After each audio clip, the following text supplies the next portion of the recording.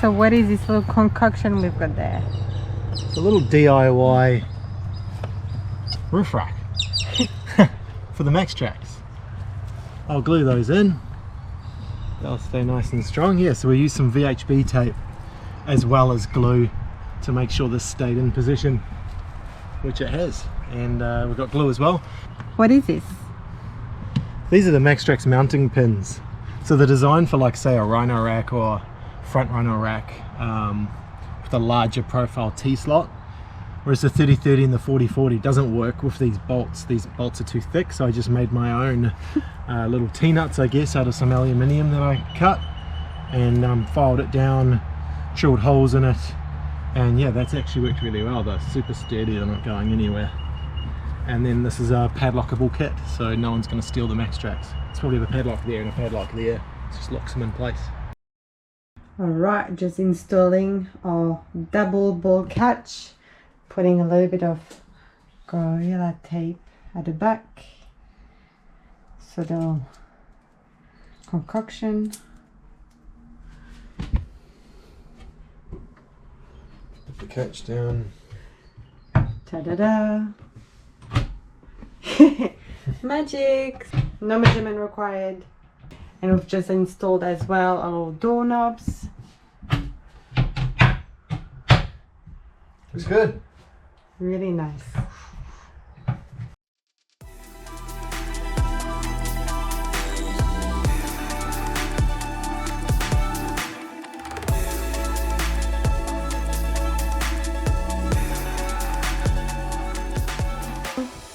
We've got a wall. So it's a bit of a weird looking one for now, obviously, because we've got the conduits going here, but there will be an overhead cabinet that will be just above, so we haven't decided quite yet how far it will stick out, but that would definitely hide that portion. That's why we just did a small little cutout, and then under as well we had to do a few for the trauma, and then we've got the vent, which was the hardest part probably of that wall. I mean, doing the little trims and the finish is quite like time consuming, but putting like the ducting through the two walls and having the vent at the same time. And also Chris finished the little ball catch for the cabinetry. So this is what now it's screwed. We've removed the VHB tape, where it was just temporary the time we knew exactly where it was going. Good morning. Finally a nice beautiful day today. The past 2 days we had a huge storm in Perth that was definitely not easy to do any work. So we basically stayed inside the camper and started to frame our catch area with the aluminium. So we decided to give it a little break today and work on an exciting little project that we've been waiting to do for quite a while. So what are you up to? Cleaning the wheels off. This works well. Pretty good. Getting the chipped paint away before we transform these wheels finally. And we're going to pretend we don't have a spare wheel, Angela. That sounds like a plan. So that stays black. All right.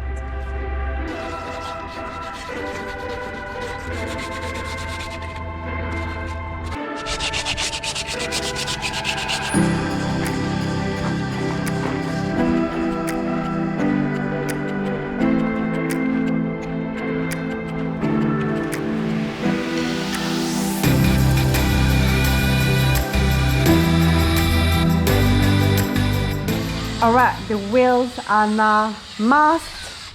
We are getting ready for priming.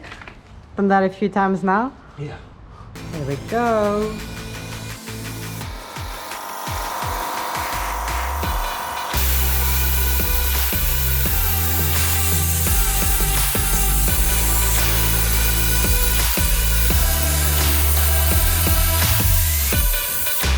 Alright, and the job of priming is done.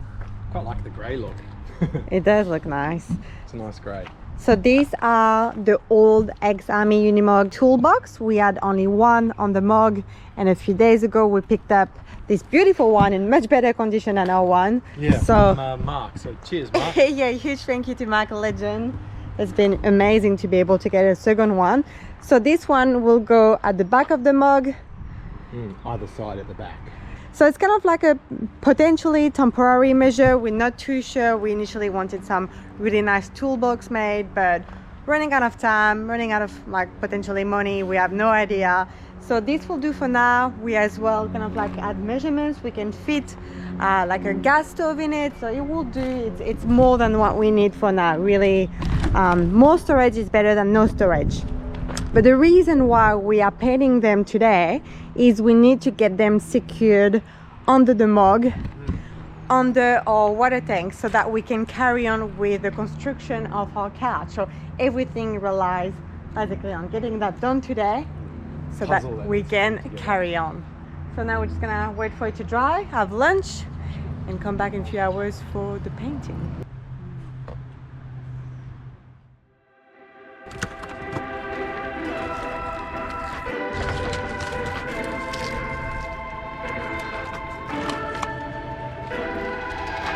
Ta-da! Let's go on the other side.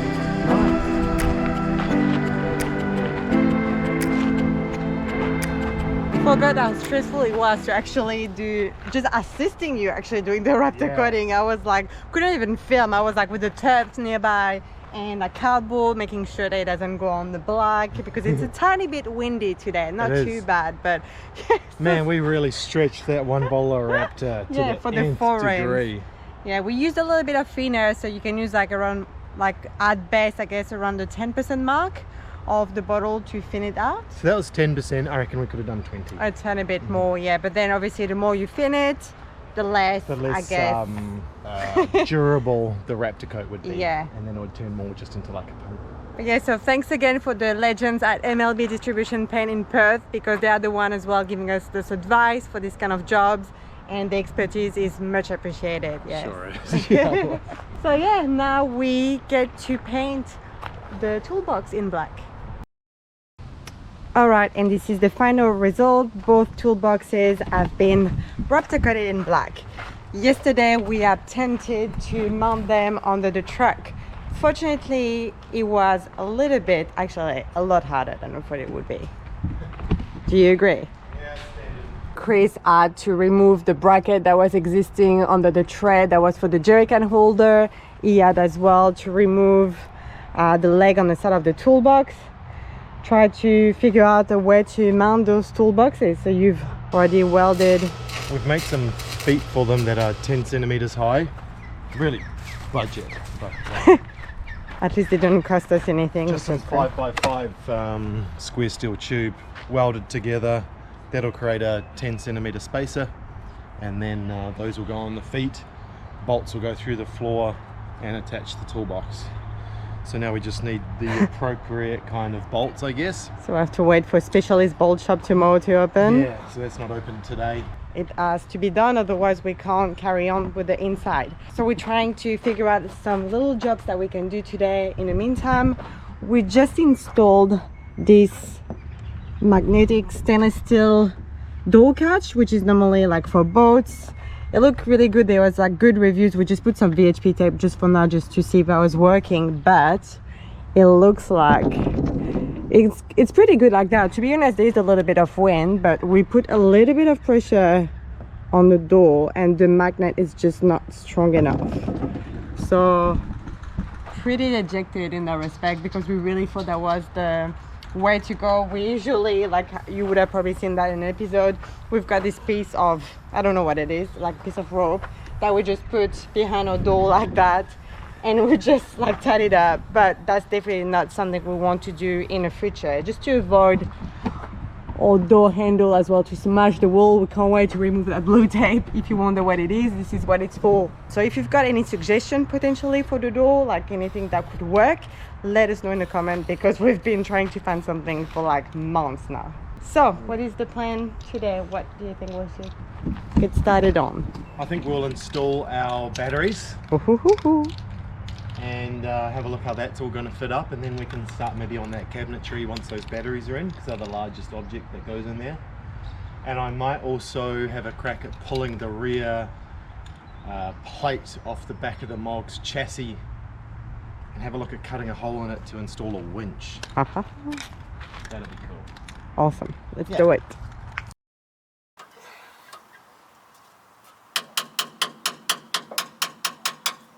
Okay, so you need to be...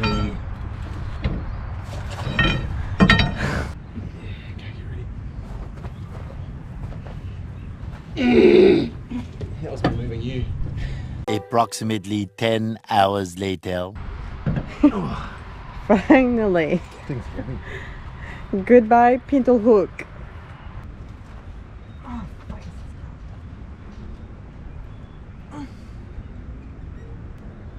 You got this, come on, come on, come on, come on.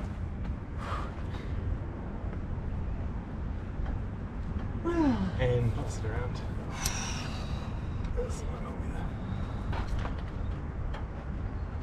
Oh yeah, I see what you mean. It's seized up. Oh, maybe we were tightening it. Yeah, we were tightening it. That'd be why it suddenly got really hard. Smooth. No. Alright, should you go? No, there's more. There's always more. Almost there. Yes! Good size ring. How's that?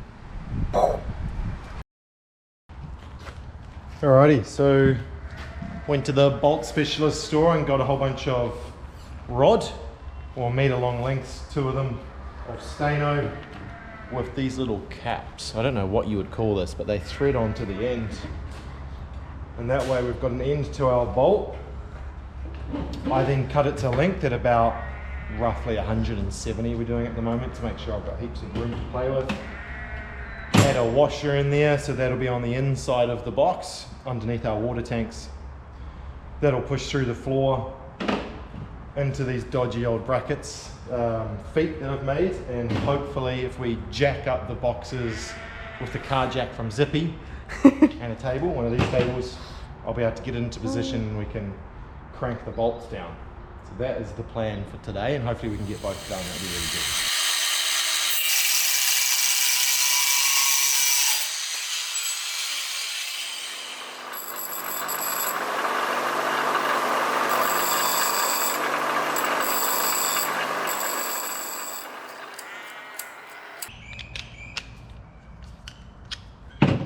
Alright, so there's my makeshift bolt.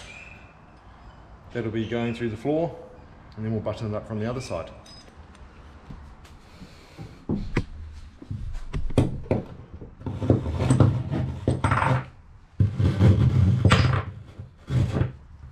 So that's what it looks like from underneath. Got these coming through. Brackets come up, and then the toolbox.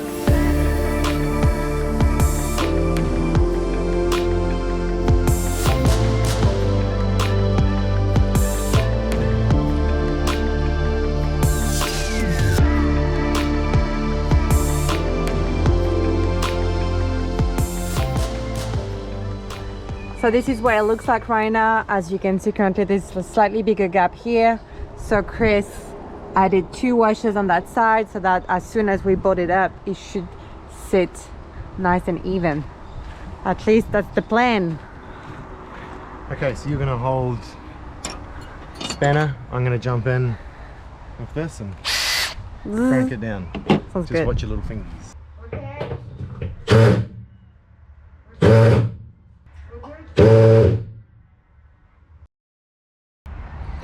Alright, and this is the finishing job. First toolbox for the outdoor kitchen. And the second toolbox will be for Chris tools. On a scale of 1 to 10, how did you enjoy this job? That would be a 1. Is it that bad? Was it the worst job one of you those had? ones you look at, you're like, oh, that looks pretty easy, and then just everything about it turns into a bit of a dick of a job. But it's done. So now we're gonna get back into the back plate. We've removed yesterday this bad boy. So what is this for? That is a pintle hook, and it is heavy. So that obviously for the big military trailer to hop into, and that weight is going to be re-added with something instead. So yeah, good to remove that. We'll try and sell that pin tool hook because yeah, we're not gonna trill anything at all. Yeah, that some Unimogs don't have that when they buy them off private sellers, so we'll try and sell that. Annoyingly, with that back plate, there's a bit of a wiring part of the wiring loom, which was a stupid idea of the Unimog manufacturers. So I need to cut the wiring loom in half, pull the ends out, re-solder it all together so I can pull the back plate off. Otherwise we have no rear lights, rear vision camera. Brake lights. Yeah, no convoy light. Not that we need that. Generally, just the whole truck will explode. So Jesus, escalated quickly. yeah, so I need to get onto that today. But still, I don't know. I'm just not very enthusiastic today, am I? Silver lining, it is now beautiful weather. Yeah.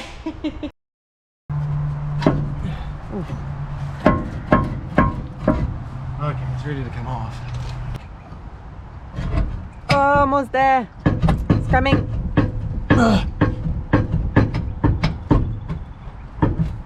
So close.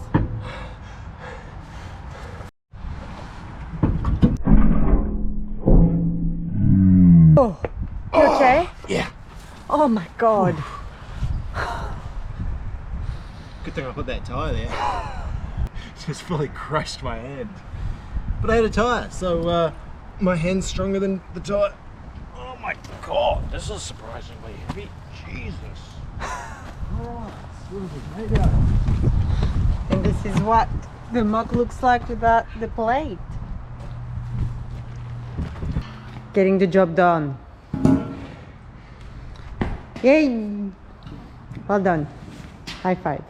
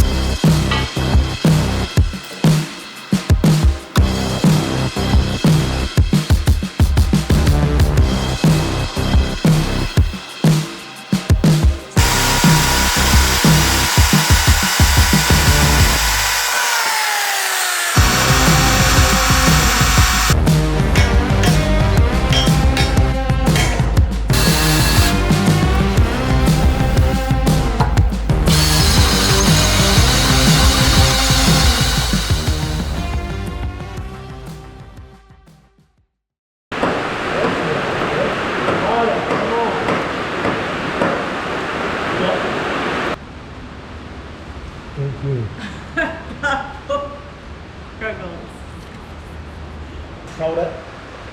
The winch.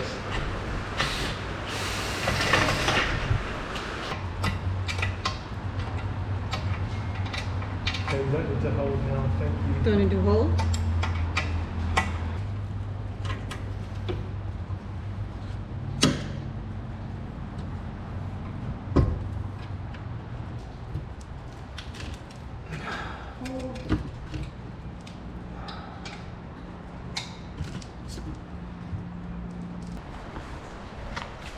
Ta-da!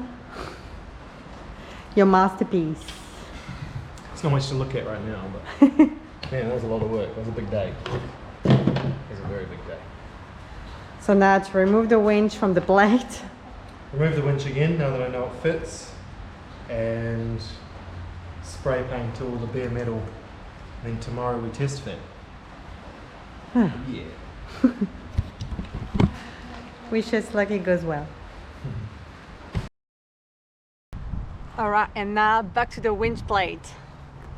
Alright, bring it up.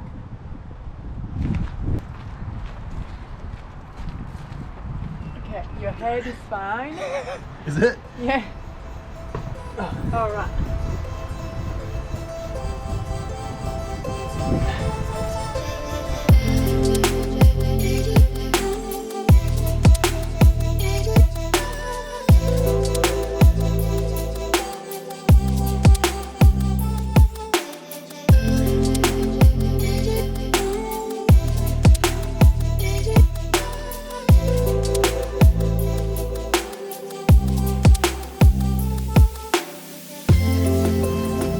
Last one. Yeah. Victory. So stoked. Man, what a mission. So we used a couple of ratchet straps. So as one ratchet strap would bind up, we'll use a different one. Then Ange would chuck a couple of tires underneath, would put the winch on that, loosen it up, put another ratchet strap on, bind that one up, and gradually we got it high enough that Ange could fit these through. So good. And then it's a storm. My god. Right, But we did it. Remove them, put washers in and stuff, but we've got it done. And man, it is a tight fit. I'll have to show you guys in a sec. It's tight. It is tight.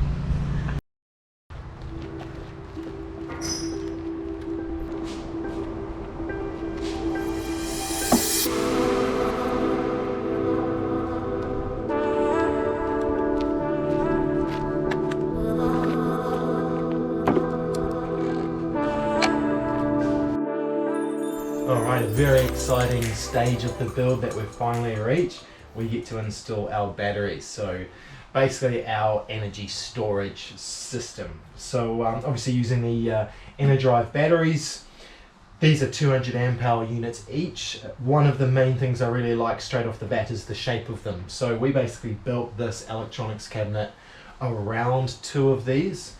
When we were looking at other sizes of battery, they wouldn't have worked so well. So this is going to be really nice to have these two linked together via these heavy duty battery cables, and they'll be side by side like so, but still give us the ability to remove them. Now, if you're unfamiliar with the difference between lithium and AGM, there are a few big differences here. AGM obviously being the old school super heavy car batteries. Lithium being the more modern technology, the batteries that you get in cell phones and medical equipment and sort of a lot of modern age stuff. Now, the shape of this purely just represents something that the consumer recognizes in an AGM battery, but what's actually going on here is very different from AGM. AGM would have loads and loads of fins filled with acid. They're super heavy, they break down, they leak, sometimes you have to top them up with water. Lithium, a complete solid unit. So inside here, I don't know for sure, but inside here are probably three big cells, lithium cells. So you imagine three big batteries out of your cell phone, right? Now they all need to talk to each other via what's called a BMS, which is actually built into this unit, whereas some other options on the market, you'll have a separate battery management system. This one, it's nice, it's one form factor in this solid box with handles. So these cells need to basically be charged and discharged at almost the exact same rate, and that is where the BMS comes into play. Now, if we drain these batteries completely at some stage, normally that will basically cut the BMS out. It'll stop these cells from basically being destroyed by being discharged below, say, 90% roughly. Any more of a discharge than that and it would damage the lithium cells. They don't like it. So we've got this BMS built in here with a reset function. So you can literally just press this button if it does get discharged and it will kick everything back into life. So as I said before, we've got 400 amp hours. That should be plenty. There is a possibility, and knowing me, because I like to go big or go home, we may add another one to give us 600 amp hours, and that's why we've got another shelf in here that we can add to it if we want to. Now, another big bonus of going lithium is that they're roughly like 50% lighter than a big AGM battery. So we can basically get two of these bad boys for one big battery. The other really big difference here as well is lithium, like I said before, you can discharge it to between 80 and 90%. AGM batteries, you can only discharge them to 50%. So for, say, 400 amp hours, you've got only 2 batteries, where an AGM you would have to have 4, for instance. So right there you can see the huge savings in terms of weight. So these units are nice. Like I said, they've got handles on them, but they also have a tray. So these came with this nice tray here, obviously with all your screw points. So we're going to bolt that down today, screw them into the floor over some car builders to stop any kind of you know, smashing about from corrugations, even though it wouldn't be a big deal for these anyway. So we'll put those in and cable them up. Yeah, we'll get cracking into it.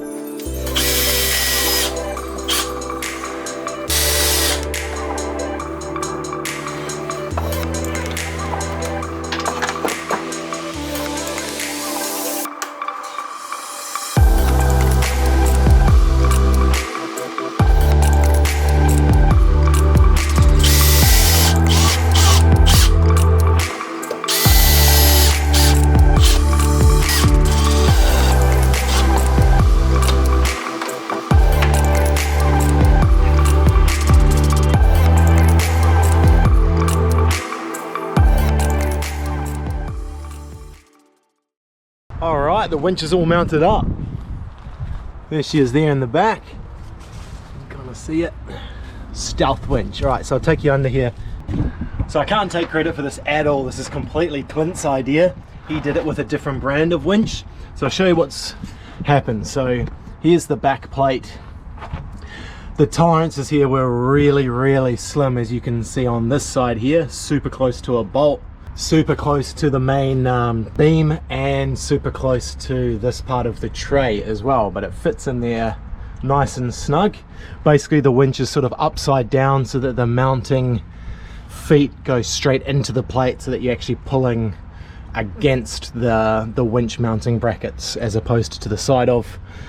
Cut holes in it, re-brace some parts of this with some welding, and yeah, really stoked. So now I've just got to go about getting some wiring done. I'll probably have to buy some more of this 70mm welding cable, because I've got enough for the positive run. I don't have enough for the negative portion of the wiring. So I'm going to mount the control box up high, wire that all down to here. I've already started that, and then yeah, it shouldn't be too hard to get it all sorted. So yeah, DOS winches. Alright, so this concludes this week's episode. We're trying our best to get Bowser ready for next week's the Perth 4Drive show. We got as well a bit of a haircut, as you can see, glamorizing a little bit, not very used to it. So yeah, this week we didn't work that much for like the inside of the camper. We mostly prioritized the outside. This coming week we might do a bit more work inside. Hopefully, yeah. And yeah, we'll see you next week in the Perth 4Drive show if you're coming. Thank you all for watching. Yeah, I hope you liked the episode, guys, and we'll see you next week for the next one. Cheers.